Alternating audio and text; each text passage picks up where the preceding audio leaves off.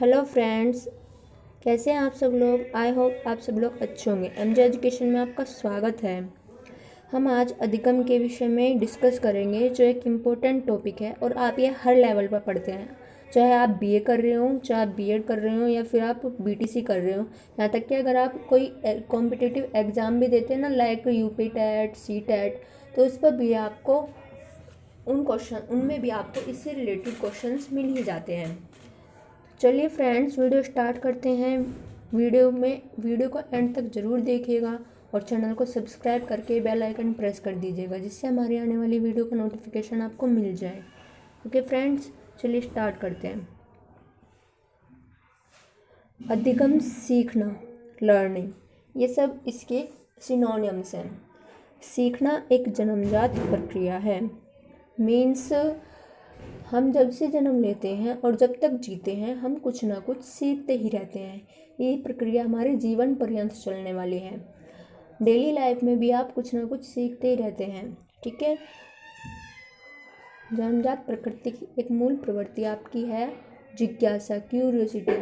जब आप किसी नई चीज़ को देखते हैं तो आप उसके प्रति क्यूरियस हो जाते हैं कि ये चीज़ कैसे हुई, क्यों हुई, कब हुई।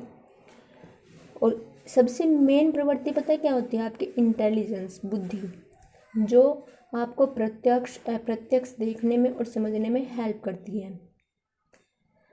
इस प्रकार से सीखना एक जन्मजात प्रक्रिया है। शिक्षा का सर्वप्रथम उद्देश्य सीखना होता है, इसलिए अधिगम को शिक्षा मनोविज्ञान का हृदय कहा जाता है। जब आप एजुकेशन गेन करते हैं तो उसमें आपका मेन पर्पस क्या होता है? सीखना, लर्निंग। लर्निंग के बिना आप शिक्षा ग्रहण नहीं कर सकते हैं। अगर आप ओनली बुक रीडिंग भी कर रहे होते हैं तो उसमें भी आप सीख रहे होते हैं। या तो आप बुक रीडिंग करना सीख चुके होते हैं या आप बुक रीडिंग करना सीख रहे होते हैं। ये नहीं कि आपको एजुकेशन ने सब कुछ सिखा दिया। एजुकेशन का दूसरा वर्ड ही सीखना होता है। ठीक है। तो इस प्रकार से सीखना शिक्षा मनोविज्ञान का हृदय कहा जाता है। क्यों कहा जाता है? जैसे हम विदाउट हार्ट जिंदा नहीं रह सकते, उसी प्रकार विदाउट लर्निंग आप सीख नहीं सकते, शिक्षा ग्रहण नहीं कर सकते। अर्जित कार्यों को ग्रहण करने की प्रक्रिया को सीखना अथवा अधिगम कहा जाता है। अब अर्जित कार्य पूछेंगे आप कि अर्जित कार्य होता क्या है? तो अर्जित कार्य वे होते हैं जिन्हें हम प्राकृतिक और सामाजिक वातावरण से ग्रहण करते हैं। मीन्स जैसे लैंग्वेज सीख रहे होते हैं, समाज में रहने के लिए हमें लैंग्वेज सीखनी होती है, उसकी तरह बिहेवियर करना होता है, उसकी संस्कृति को ग्रहण करना होता है। तो उन कार्यों को ग्रहण करने की जो प्रक्रिया होती है उसे हम सीखना कहते हैं, सीखना अथवा अधिगम कहते हैं। गाइस, चैनल को सब्सक्राइब कर दीजिएगा और वीडियो अच्छी लगी तो लाइक भी कर दीजिएगा। नेक्स्ट आता है आपका सीखना। ये अधिगम की परिभाषा है, डेफिनेशन ऑफ लर्निंग। वैसे तो सब कुछ हम सीखने के अर्थ में ही पढ़ चुके हैं, लेकिन जब हम एग्ज़ाम में लिखने बैठते हैं तो एग्जामिनर पहले ये देखता है कि स्टूडेंट ने इस टॉपिक की एक्यूरेट डेफिनेशन लिखी क्या है। उसको एक अप्रोप्रिएट डेफिनेशन चाहिए होती है। तो इसलिए हम आइए डेफिनेशंस में देख लेते हैं। हमने यहाँ पे 3 डेफिनेशन रखी हैं। वुडवर्थ के अनुसार नवीन ज्ञान और प्रतिक्रियाओं को प्राप्त करने की प्रक्रिया ही सीखने की प्रक्रिया है। मीन्स जो हमको नया ज्ञान दिया जाता है उसको प्राप्त करने की जो प्रोसेस होती है उसे सीखना कहा जाता है। क्रो एवं क्रो के अनुसार सीखना आदतों, ज्ञान और अभिवृत्तियों का अर्जन है। मीन्स सीखना क्या है? हमारी हैबिट्स, नॉलेज और एटीट्यूड का acquisition. Learning is the acquisition of habits, knowledge and attitude. ये क्रो एंड क्रो ने कहा है। हिलगार्ड के अनुसार सीखना वह प्रक्रिया है जिसमें अभ्यास अथवा प्रशिक्षण द्वारा व्यवहार का उद्भव होता है अथवा व्यवहार में परिवर्तन होता है। मीन्स सीखना वह प्रोसेस होती है जिसमें प्रैक्टिस के द्वारा या फिर आप ट्रेनिंग के द्वारा आपका बिहेवियर चेंज होता है या आपका नया बिहेवियर बनता है, उसे हम सीखना कहते हैं। और जैसा कि मैंने आपको बताया था कि जब तक आपके बिहेवियर में चेंज नहीं होगा तब तक सीखने का कोई अर्थ नहीं होता है, कोई मतलब नहीं होता है। ओके फ्रेंड्स, नेक्स्ट आता है हमारा अधिगम की प्रकृति, उसकी विशेषताएं। नेचर और characteristic of learning. First point है आपका, सीखना सार्वभौमिक है। Learning is universal.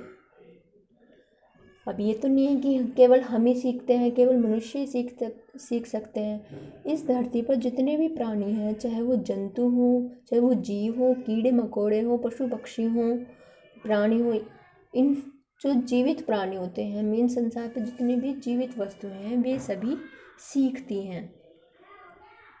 सीखना प्रक्रिया और परिणाम दोनों हैं। Learning is both process and product.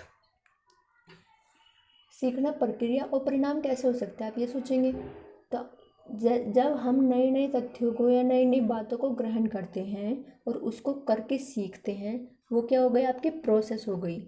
उसका प्रोसेस के रूप में उसका प्रोसेस के रूप में लेते हैं। प्रक्रिया, सीखने में प्रक्रिया का अर्थ हो गया जब हम नए नए तथ्यों को ग्रहण करते हैं और उसको स्वयं करके सीखते हैं, यह आपकी प्रोसेस हो गई। अब परिणाम यानी रिजल्ट क्या हो गया, जब आपने उस चीज़ को करके सीखा और वो आपको आ गया, उससे आपके बिहेवियर में कुछ चेंज हुआ, वो आपका रिजल्ट हो गया, वो आपका परिणाम हो गया। तो इस प्रकार से सीखना प्रक्रिया और परिणाम दोनों हैं। सीखना उद्देश्यपूर्ण होता है। Learning is purposive. आप कुछ भी सीखते हैं, उसका एक पर्पस होता है, उसका एक उद्देश्य होता है। विदाउट पर्पस आप कुछ नहीं सीखते हैं और न ही आप सीख सकते हैं।